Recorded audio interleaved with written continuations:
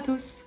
Aujourd'hui je vous retrouve dans cette vidéo pour vous donner mes meilleurs conseils pour vendre rapidement votre bien à Bordeaux. Alors la première étape, c'est l'estimation. Donc la première chose à faire avant de mettre en vente votre bien, c'est de faire estimer votre logement, alors soit par vous-même, soit en vous faisant accompagner d'un professionnel de l'immobilier. Surtout faites attention à ne pas surestimer votre bien, et notamment sur un marché immobilier comme celui de Bordeaux, parce que là vous prenez d'énormes risques. Un bien surestimé va rester trop longtemps en diffusion et là les acquéreurs sont en droit de se poser des questions et vont se demander si le bien ne cache pas une mauvaise surprise par exemple. Donc en fait il y a deux cas de figure.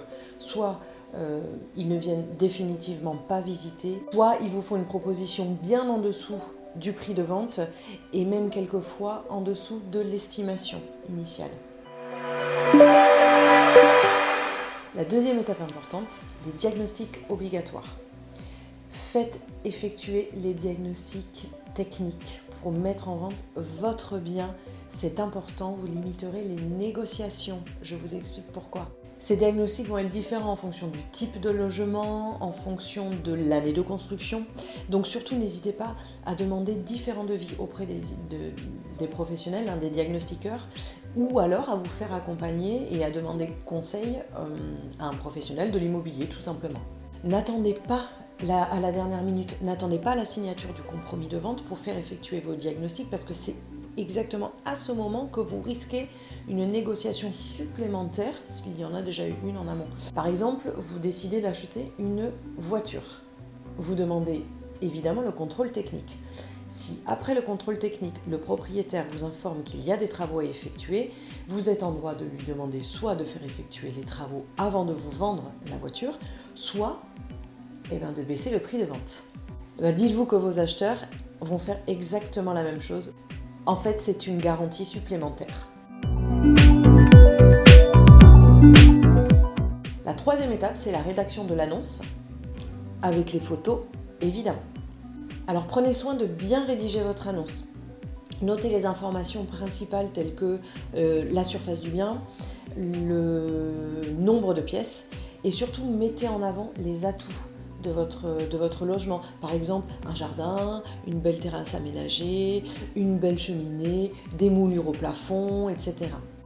Il faut donner envie aux acquéreurs de venir visiter votre bien. Soignez les photos également, c'est important. C'est la première chose qu'un acquéreur va regarder lorsqu'il tombe sur une annonce immobilière. Donc soit vous décidez de faire vos photos vous-même, sinon faites-vous accompagner d'un professionnel.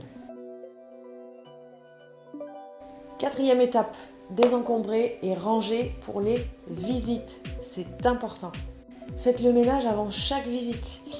Désencombrez vos pièces. Alors là, pour ce faire, vous pouvez éventuellement stocker des éléments ou du mobilier dont vous ne vous servez pas régulièrement.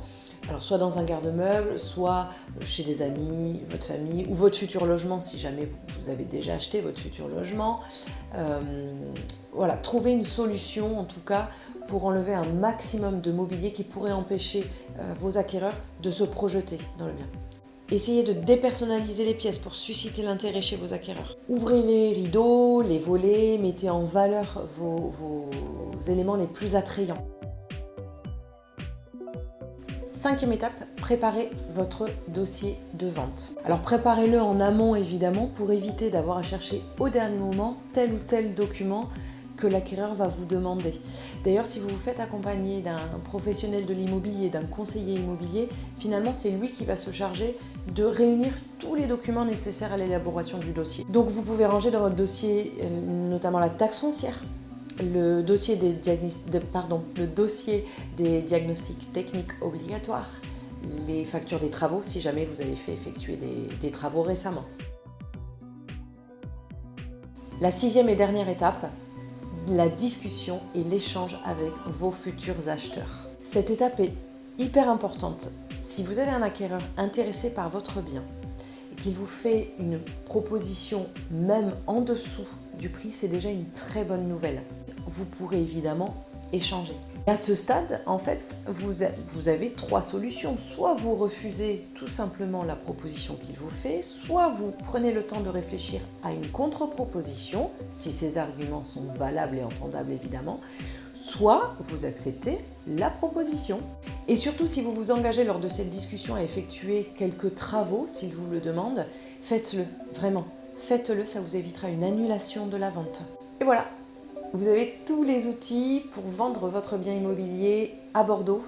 Alors évidemment, je pourrais vous en donner davantage, mais en tout cas, vous avez le principal. Et si bien sûr vous avez des questions ou besoin de conseils, vous n'hésitez pas. Si vous avez un projet de vente ou d'achat, vous n'hésitez pas également et vous pouvez me contacter aux coordonnées qui viennent juste après. À bientôt!